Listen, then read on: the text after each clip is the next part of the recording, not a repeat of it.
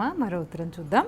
నూజివీడు నుంచి జ్యోతి గారు రాస్తున్నారు. నల్లదారం సంప్రదాయమా తెలియజేయగలరు అని అడుగుతున్నారు. నలుపు దిష్టిని పోగొడుతుందని, తాము చాలా అందంగా ఉన్నాము, దిష్టి తగులుతుంది అని భావించేటటువంటి వారు ఒక్క కాలికి కట్టుకుంటూ ఉంటారు.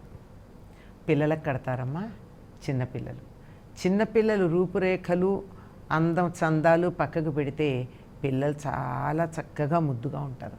వాళ్ళని చూసిన కొద్దీ చూడాలనిపిస్తుంది. వాళ్ళు అందంగా లేకపోయినా బాగుంటారు.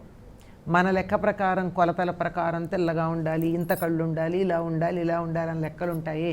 ఈ లెక్కలు ఏమీ లేకపోయినా చాలా అందంగా అనిపిస్తూ, చూసిన కొద్దీ చూడాలనిపిస్తూ ముద్దులు గొలుపుతూ ఉంటారు కనుక పిల్లలకి కాళ్ళకి చేతులకి నల్లదారం కడుతూ ఉంటారు.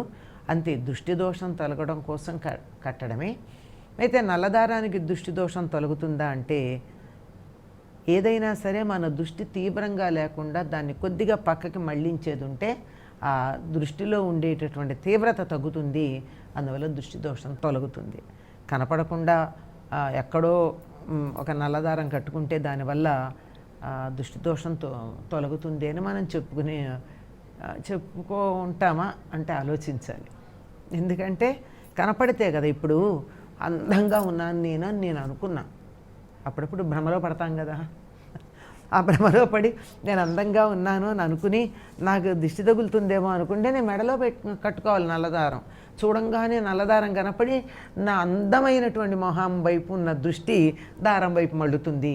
అందువల్ల దృష్టి దోష పరిహారానికి కట్టుకుంటూ ఉంటారమ్మా. అమ్మ, అనుబంధ ప్రశ్న. ఇప్పుడు మీరు అన్నారు కదా, కనిపిస్తేనే అది దిష్టి తొలగుతుంది అని. అరికాల్లో కూడా నల్ల చుక్క పెట్టుకుంటూ ఉంటారు. ఎవరికంటే పిల్లలకి పెడతారమ్మా, పెద్దవాళ్ళకి ఎందుకు? పెద్దవాళ్ళు పెట్టుకుంటూ ఈ భ్రమలు. ఆ ఉయ్యాల్లో పడుకున్న పిల్లవాడు ఇలా చెయ్యి కాలు ఇలా ఎత్తేటప్పటికే అరికాల్లో ఉన్నటువంటి చుక్క కనపడుతుంది. మొహం మీద ఇలా తుడుచుకుంటే తుడుచుకోవచ్చు, బొగ్గ మీద కూడా తుడిస్తే పోయి ఉండొచ్చు, కానీ అరికాల్లో అది పోదు కదా, అందుకని పెడతారు. చెప్పాగా నేను చాలా అందంగా ఉన్నాను, నాకు దిష్టి తగులుతుంది అనేటటువంటి ఒక భ్రమ ఉంటుంది. ఆ భ్రమ వల్ల పెట్టుకుంటారు.